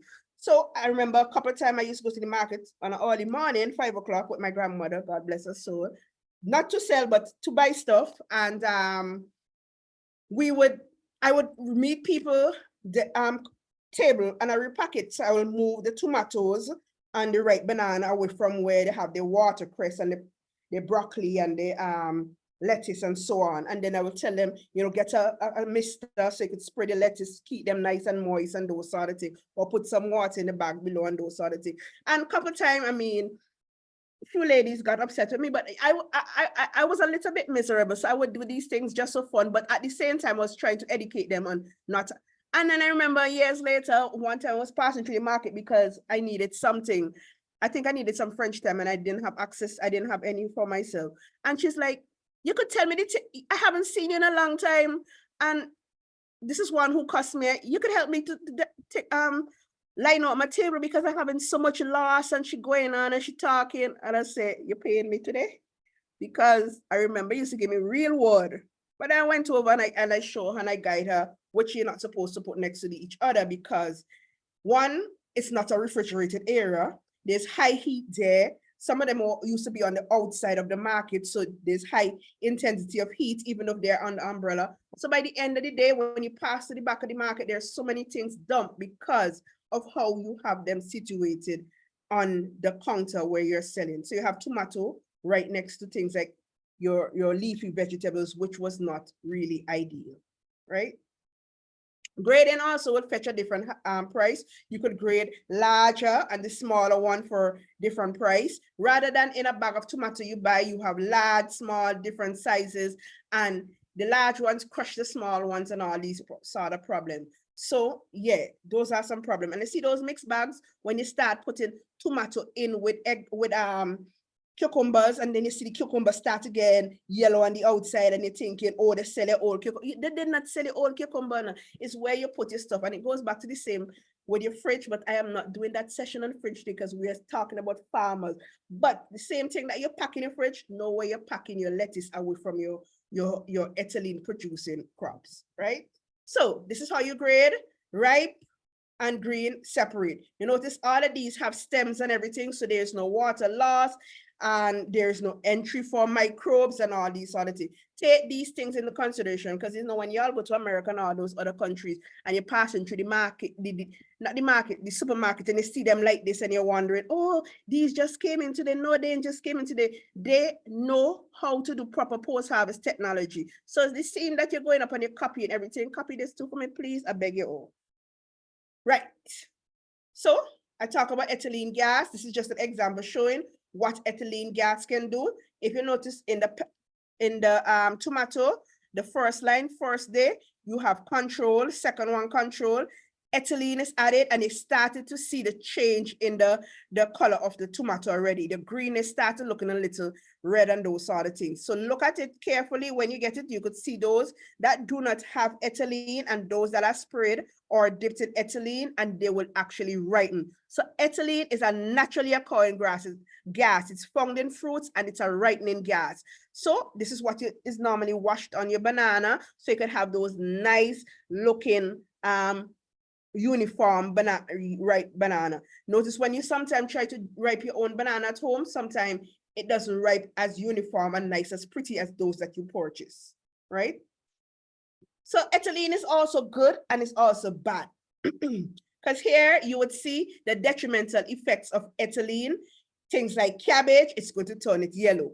Things like your parsley, your cauliflower, your broccoli, it's going to turn them yellow. So in the picture here, you have two broccoli, same age, but one is exposed to ethylene, one is not. So you see it turns yellow. So these are the detrimental effect of ethylene production, right? It accelerates senescence, it enhances softening of fruit, and it stimulates chlorophyll loss. So in the green leafy vegetables that turn yellow, these are the loss of chlorophyll, right? It also stimulates sprouting. So sometimes when you take your nice English potatoes and you put it in the fridge and you put it next to the tomatoes and all these sort of things, and then they say, oh, my English potato sprouting. Yeah, you caused that, right? So you have to know what you put where next to who to prevent these things from occurring. Even when you have your potato outside, you have a bunch of, you hand a banana, you rest it on it, ethylene gas, yeah, ripening, sprouting of your potatoes, sprouting of your sweet potatoes, sprouting of your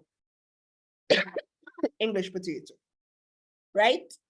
So you don't harvest, you don't know about grading and sorting. Another step is your packaging. And I have a major problem with your packaging. I don't tell you already about your crocus bag and all these feed sack that you want to pack thing in. I think it's only Barbados I see have, when you go to the area where you ship stuff out, Barbados only accepts stuff in onion sack, breathable.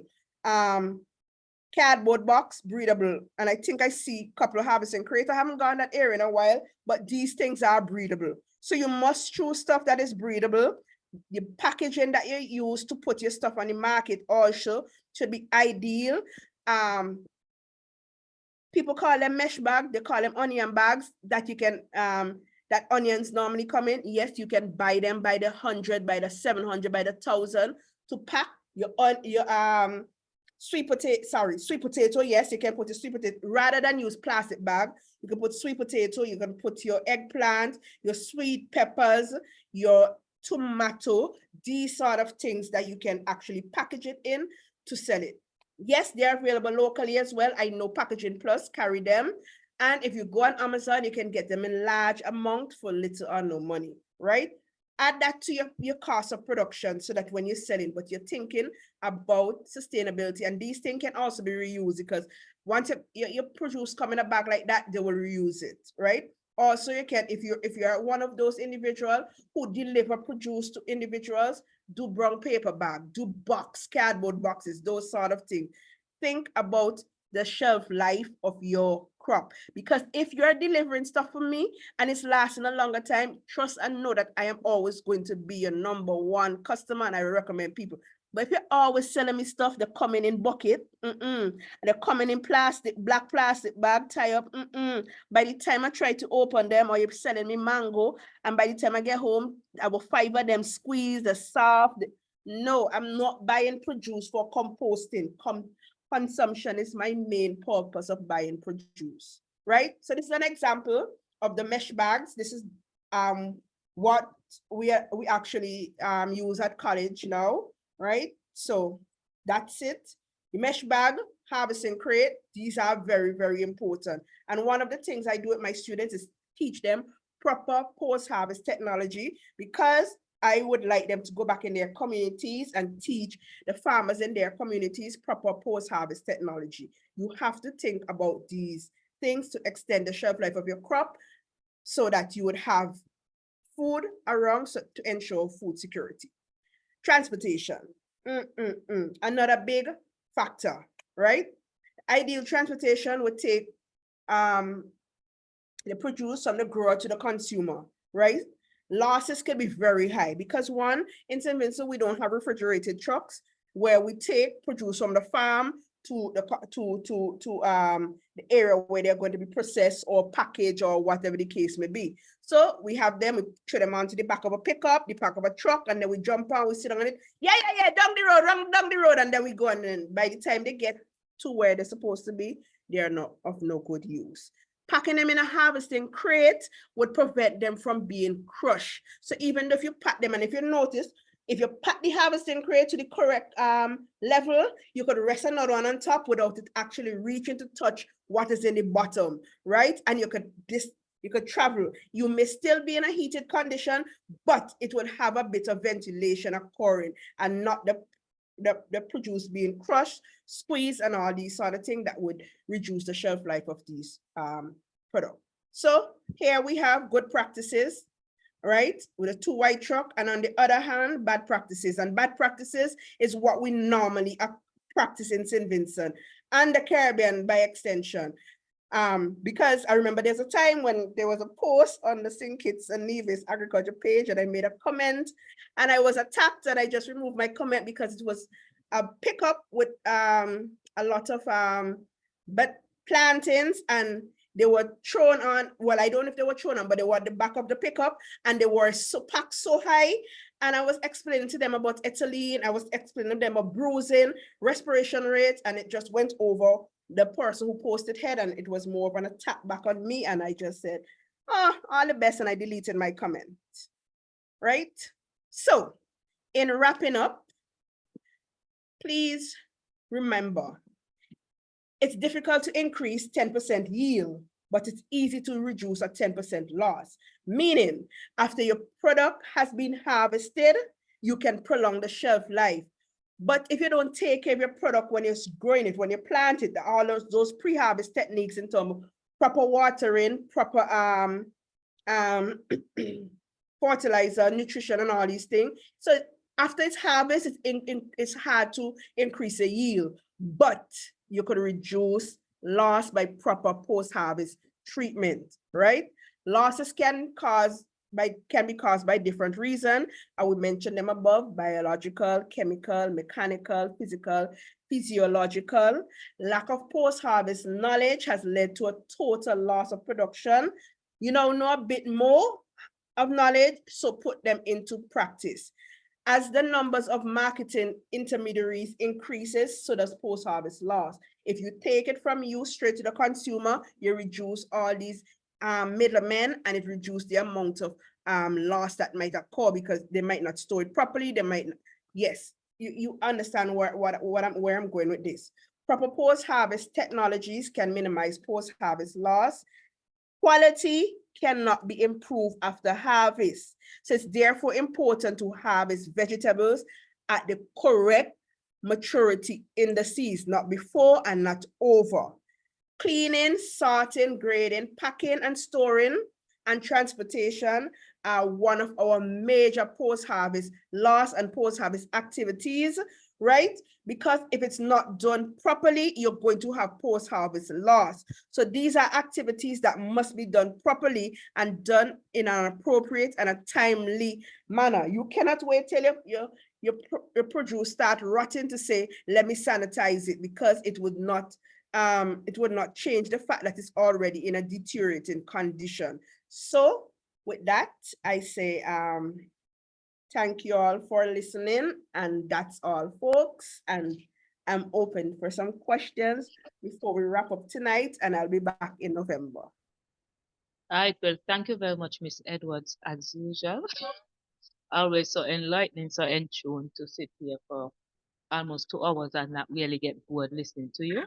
So we'll continue with the questions in the chat first, and then I'll move to those individuals who have their hands raised. Note, however, that I will only be doing limited questions from the chat so that we can give other persons an opportunity to raise their hands to ask questions.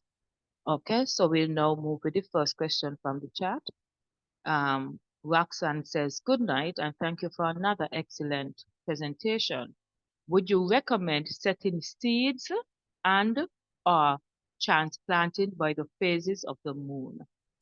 All right, I saw that question and I have two answers. One, I prefer setting seeds, right? Even if your seeds are directly seeded, like butternut squash and corn.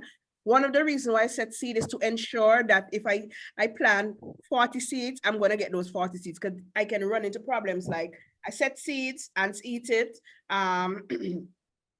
bird pick it, bird fly down, eat it, chickens come, yeah, those sort of things. So I like to ensure that as soon as germinate, I would plant them out so that they won't be restricted to the container.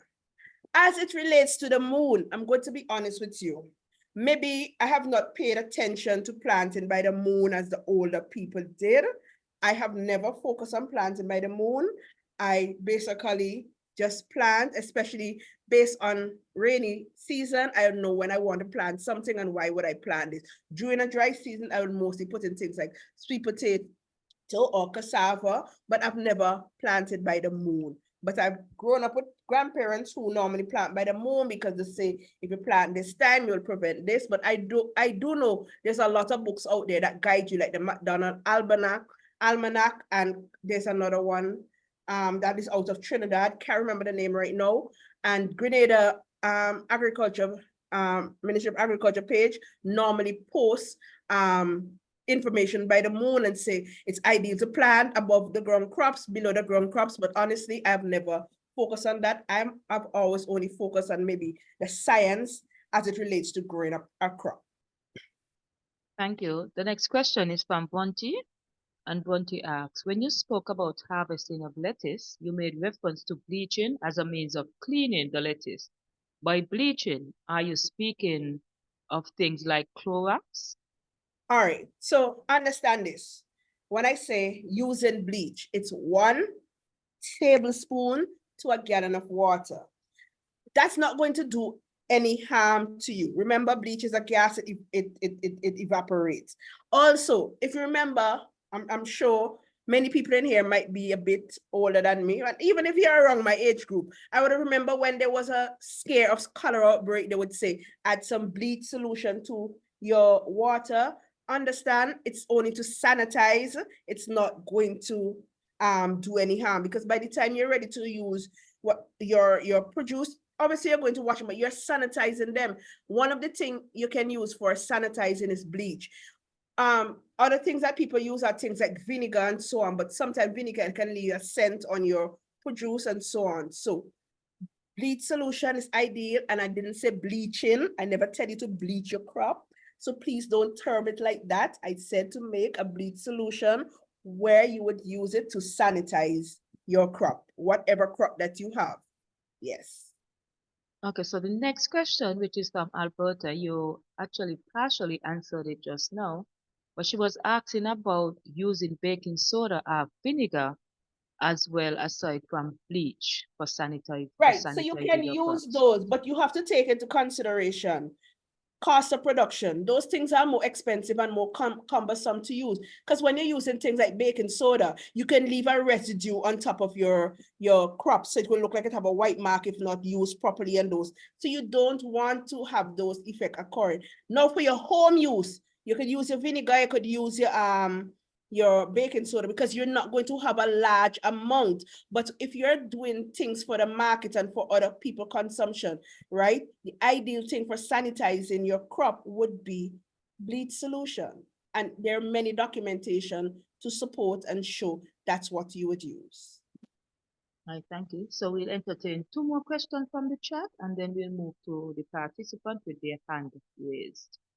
The next question from Merchis, and Merchis would like to know, when is the best time to harvest okra? Do you clip it close to the stem or stalk? The best time or the best way? Because she talked about clipping. Okay, so you clipping it, you must leave a bit of stem on it. So you don't clip it right down, you clip it in the middle, and you don't clip it as close as possible to the fruit, because you want a bit of stem on it. And the best time to harvest okra, obviously before it gets old. So you, as I said, you have to go back to your variety of okra that you have, and you know your maturity index, and you can look at it. So okra is something that you harvest on an often basis. So by the time the okra flower, and it gives you a certain length based on your variety. So I can't tell you 2 inches, 3 inches, but based on your variety of your okra, then you'll be able to harvest it before it actually becomes too fibrous that you cannot consume it, only for leaving to dry to basically plant back the seed. So go back, check your variety of okra, and you'll be able to know when is the best harvesting index, and monitor it over a period of time. It become easy maths in terms of knowing when to harvest your okra. Final question from the chat for now. Are there also downsides of mulching, like attracting pests? Yes, and also attracting weeds, right? So hence, when I mentioned during my soil health session the other night, you try not to put your the mulch right around the root, so that if there's excess moisture, it won't create rotting. And yes, they sometimes could be host for certain pests, especially things like slugs. So you have to monitor, right? Slugs can sometimes hide under if it's extremely very thick, and yes, it will host things like slugs. So that's one of the downsides to mulching. Hence, things like inorganic mulch is a bit more better. But at the same time, when you use organic mulch, you know it adds back organic matter to the soil. So there's a downside to many things that you do. It's just mean that you have to monitor. All right, thank you. We now go to the individuals who have their hand raised, and we'll start with Venetia Evelyn Elliott. You may ask your question, Venetia.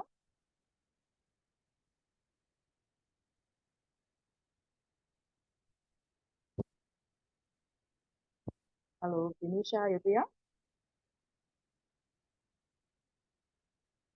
Yes, good night, everybody. What I wanted to ask was, my property is gently sloping, and I would like to sort of not really level it, but I would like to sort of make the area more usable in terms of different types of crops. And I just wanted to know, what do you think is the most affordable and fastest way I could like basically level the ground? So your land is sloping and you want to level the ground. So you want to bring the sloping part level with the other areas, right? Hello? Yes. Right. So if you have excessive amount of debris like branches and so on, you can start by filling the area and then get some soil and place it on top. Because telling you to bring soil from somewhere to put there, depends on the slope. It's going to require a lot of soil to bring it up. So if you have branches and all these, same thing you do when you're filling a grow box or any box that you don't have enough soil. So you put twigs and branches below, cardboard, newspaper, and then you pack soil at the top so that over time that will actually disintegrate, turn into soil, right? So if you can send me a picture of how sloping the land is, I can basically guide you, because if it's extremely sloping and you want to bring it level, that's going to take a lot of soil. And I don't even know if you have access to that amount of soil that you would need to bring your soil up to level. So if you don't, you use branches. Anybody cutting on branches around the area, you use that at the bottom, but ensure that the soil that you place on top has at least 6 to 8 inches in depth, so that whatever you plant would not be hindered or impeded by what you put underneath. How do I contact you? Latoya can share my contact, or yes, with you. Yes, so I'll share your Okay, contact thank you. information in the chat. All right.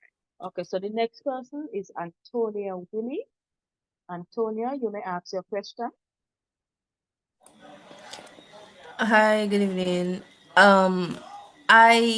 My question is like a two-in-one. It's regarding the mulching process. So, just confirming, if you realize that your soil requires some nutrients, you would need to add in the necessary fertilizers, whether it's organic or inorganic. You need to add that in before you put the mulch, right? So let me make a correction. So I hear you Oh, say whether it's organic or inorganic. So if you're going to mulch, if you're going to add anything, it would be organic material, right? Organic matter, right? So your soil before you start mulching. Now, even though you mulch your soil and you want to add inorganic fertilizer, which is the granules, you can add it still, because you are not putting the mulch all the way right up around the root of the plant. So that area is left for you to actually add your fertilizer in a band method and cover back with the mulch or cover back with soil. okay, got you. And the second one, so if you're using organic mulch, for example, the wood chips, how often would you need to reapply that mulch, since it's organic and I guess it would disintegrate in the Right. soil? So So how often would you need? once it disintegrates and you still have crop growing, you would have to add more mulch. Yes, once you see it start disintegrated, because you would start seeing the soil and you would start seeing weed growth, because it's already breakdown and it's actually turned into soil. So once you see that, you will have to add more, so that once you still have crops growing, right? If you don't, you just leave it, and then when you plant again, you add back your organic mulch. Okay, all right, thanks. Yes. Thank you. Next question for Delia Joseph. For Delia, you may ask your question. Yes, yeah. Oh. Yes, okay. Is still on the mulching that you mentioned. Can you use glory cedar as a type of mulch for your plants? Lovely. Because you said that we can use glory cedar for. Right. Glory cedar is an excellent mulch, and also neem is excellent mulch, because if you use neem as a mulch, it is 2-in-1, well, 3-in-1, although also it will all keep down weeds. It will actually act as a water conservation methods. It would help to conserve water, and it will help to deter pests. That is what neem will do. So neem is excellent. Neem, and if you're going to use the gluricida, excellent, because it's also high in nitrogen, so it add back nutrients to your soil. Yeah. Okay, and my next question, you mentioned earlier about the time of watering. You said about 11 o'clock is ideal to water, but growing No. up, I've always heard that you water first thing in the morning before the sun comes up and when the sun goes down to All right. prevent So plunge. you Sure. did not hear me well when I was saying if you have a timer, one of those automated timer that would send information to your phone, right? That would maybe, and I use as an example, let's say that's when the temperature is rising, it would send an information, say, now is the time to water before the temperature actually rise in the area. Because you may have wet in the morning, and then that's the other time in the day that you should wet. I'm just was using as an example for the automated timer, that the one that is connected to your phone. You understand what I'm saying? Okay, all right. Yes. But It was in an general, example. I want to know, in general, what's the best time to water? Early in the morning, late in the afternoon. That's the best time. Early in the morning, late in the afternoon. You hearing me? A roach on top the thing. You always see a roach, but you don't repeat. Yes. Roach, but Oh, she's mean happy to I forget. Cordilla? Yes. Oh, right. Okay, see. Okay, so we now move on to I'm good. Kenita. My question Samuel, was answered.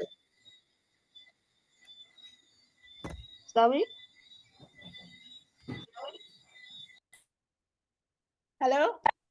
Cordelia? We'll now move. Yes, Miss, I said my question was answered.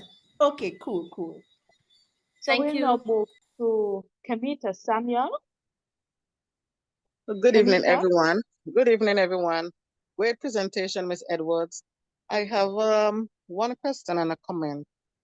Question, I normally harvest some hot peppers to do my pepper sauce, but at times I distemp them, leave the stem on the tree. Will that prevent the plant from getting more blossom often, frequently? Yes, you need to remove those stems. So you cut them, you cut them like how you normally harvest. So you normally, when you harvest, you basically remove the fruit alone and leave the entire stem on the tree. So that area that Yes. is exposed from the fruit could be Mhm. an area where microorganism can start attacking and destroy the entire plant. So no, you need to remove them. Oh, okay. And it will lower your yield. And if you're talking about things like your hot peppers and pimento and so on, one of the nice things to do to increase yield is just clip all the top so it can spread out. Okay. So once it's spread, you have a higher yield. Okay. Comment on the with the post harvesting, with the using of the sacks and so on. That is very true, because I normally sell root crops dashing at times, the traffickers, and they will bring the sack, and the sack full of flour, and you have to dust that out, and and I think it's high time that at least they should buy your produce by the pound instead of the sack.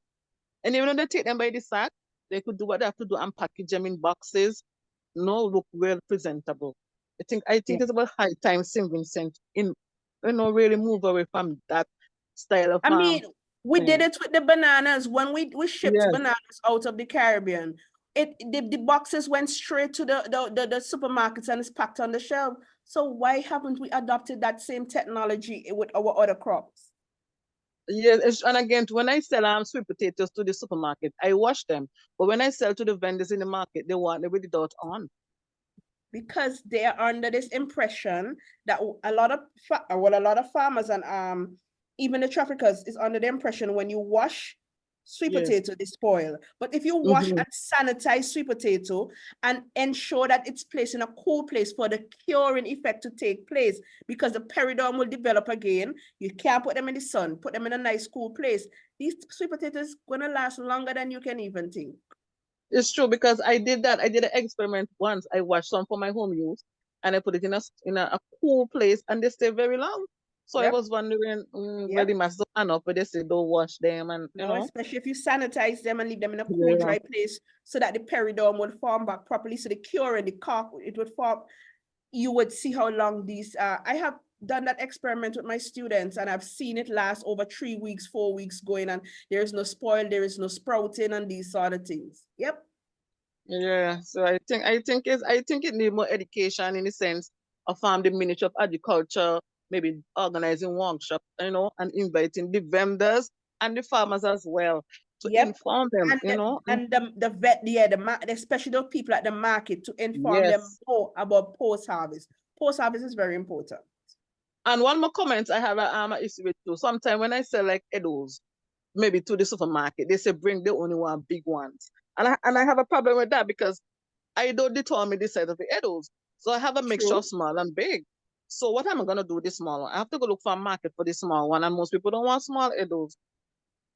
Right. So in that case, in my last section coming up, we'll talk a little bit more when you have excessive amount, and especially the small ones, small edo, small sweet potato, what you can do with it in terms of adding value to it so it would actually earn your income and you don't have to turn it into composting. So you use the edos to maybe find someone who want to do edo chips, or you yourself can start doing edo chips and actually earn additional income from the edo rather than dumping them, or you don't have animals to feed them to. So ways and means to utilize what you grow. Even today I was driving and I was saying a lot of people, and I was speaking to one of my coworkers, a lot of people don't know, a lot of young people do not consume eggplant because they have no clue what to do with eggplant.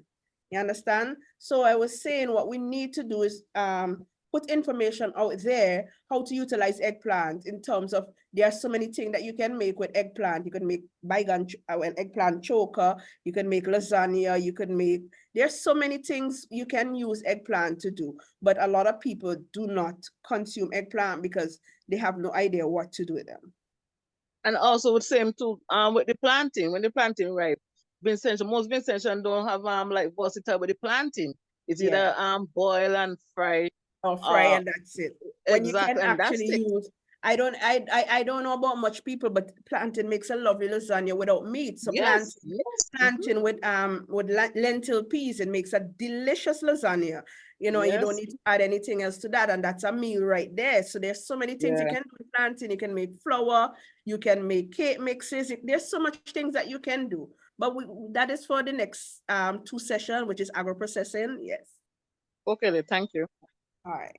All right, thank you. We'll now do the final question from the chat and then we'll be closing up. So the final question for this course for tonight, what type of cloth do you use for garden cloth? Garden what cloth? Yes. Well, the ground cover is what you're calling a garden cloth. So it's called agri-fabric. If you're in St. Vincent and you go to Cobano, you ask agri-fabric, right? Or if you're not here and you want to buy it online from Amazon, it's called the same thing, agri-fabric or ground cover.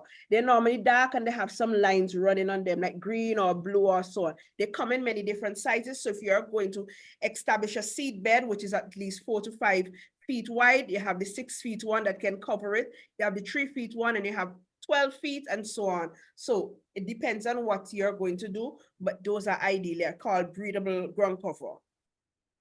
I thank you. Okay, I know I said this was the last question, but I will allow Anne-Marie Olivia to ask a question, then I'll close up. Anne-Marie, you may ask a question. Good night, everyone. I was listening to Kamisha. Is Kamisha Samuel? The farmer. My darling, I am a vendor in the market, and I can tell you as a farmer, you are the one to make the decision how you're selling your produce. You can sell it by the pound, which I know most of the vendors buy by the pound, you can sell it by the sack. It is your desire.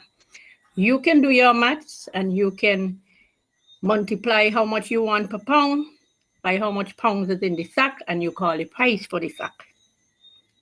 That's how I know it is going at this moment. In the supermarkets where you said they're telling you to bring only big ones, they don't want small ones, I experienced that a long time ago. And the thing is, what they do is that when they get the small ones, it is the same price as the big ones. So as a farmer, you should look into doing that. If they're saying they're paying $5 a pound, you weigh your sack of Edos, dasheen, potatoes, whatever it is, and you charge the price multiplied by how much pounds in the bag, and you charge for your bag of stuff. The other thing about them with the washing of potatoes or Edos or any ground provision, again, you have to make that decision if you want to present, because presentation of your stuff is a plus. No vendor going to tell me as a farmer that I must bring this stuff with dirt on it. That's not how I do things. That's not how I am going to sell my produce. If I want to be up there as a top farmer, I must sell my produce in a mannerly way or in a good, presentable way. Thank you very much. Thank you. And with that, we're going to close up. Now, it gives me great pleasure to offer a heartfelt thanks to our distinguished presenter, Ms. Mishka Edwards. Your insight on sustainable agriculture have not only enlightened us, but have also inspired us to think more critically about the future of farming and its impact on our environment and the communities, as well as our own businesses as business individuals through agriculture. Now, we are really grateful for the business aspects of it. However, your dedication and passion, though, that you bring to this field are evident. And we are truly grateful for the wealth of knowledge you've shared to the different sessions, from discussing innovative practices to addressing the importance of balancing productivity with environmental problems. Your presentations have given us some invaluable perspectives, and we have definitely learned some of the knowledge tonight that we can apply. Your work definitely plays a crucial role in ensuring food security while protecting our planet, and we deeply appreciate your efforts to empower us with the tools and the knowledge to make meaningful contributions. On behalf of Helen's daughters and all of the ladies here, of course, thank you once again for your time, your expertise, and for sharing your vision for a more sustainable and resilient agricultural future. We look forward to applying these lessons and continuing this important journey towards sustainability. Thank you so much, Mishka. Thank you very Truly much, appreciate Latoya. All right, thank you everybody, and have a good night, and see you in November. Yes, thanks again. Good night, ladies. Good night. Good night, everybody. Good night, everyone. Good night. Good night. Good night, everyone. Good night, everyone. Good night. Good night. Have a good night, everyone. Right, until next session.